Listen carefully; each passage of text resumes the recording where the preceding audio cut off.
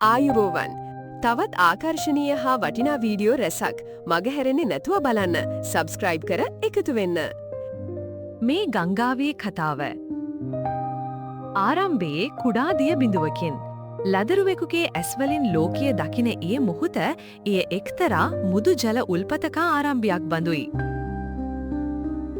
ඒ බිඳුව සෙමින් දඟකාර ලෙස ජීවයෙන් පිරුණු දිය ඇල්ලක් බවට පත්වෙනවා.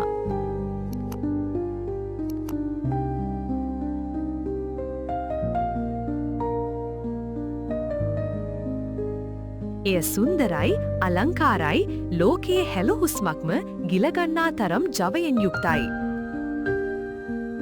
තරුණවියට එළඹෙන ජීවිතය ගංගාවක් ලෙස ගලා බසිනවා. පරිසරය හා මුසු වෙමින් එය බාධක හමුවේ ගල්පරවල හැපෙනවා. ඒ ගල් ගංපතුලේ සැඟවුණත් ඒවා කාලයත් සමග මැණික් බවට පත්වෙනවා.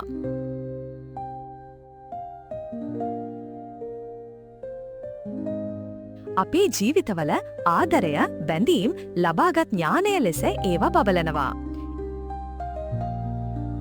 ඒ ගමනේ ජීවිතය විවිධ රිද්මයන් හා එක්වෙනවා, ගලා යන ගංගාවකමෙන්. වැඩිවියට එළවෙන ජීවිතය සාමකාමී ගංගාවක් බඳුයි. ගම්බිම් කෙත්වතු සාරවත් කරමින් එය සුන්දරව ගලා බසිනවා.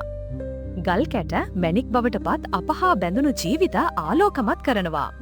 ඒ ගංගාව බොහෝ දේ රැගෙන, බොහෝ දේ ගංපතුලේ සඟවාගෙන සංසුන්ව ගලනවා.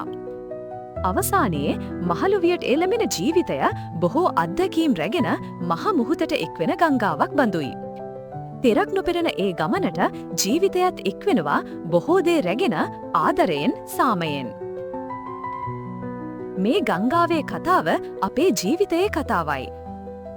ආරම්භයේ සිට අවසානය දක්වා එය සුන්දර, ගැඹුරු, ආදරණීය ගමනක්. මේ ගංගාවේ කතාව අපේ ජීවිතයේ කතාවයි. ආරම්භයේ සිට අවසානය දක්වා ඒ ගමන සුන්දරයි, ගැඹුරුයි, ආදරණීයයි. ආයුබෝවන්.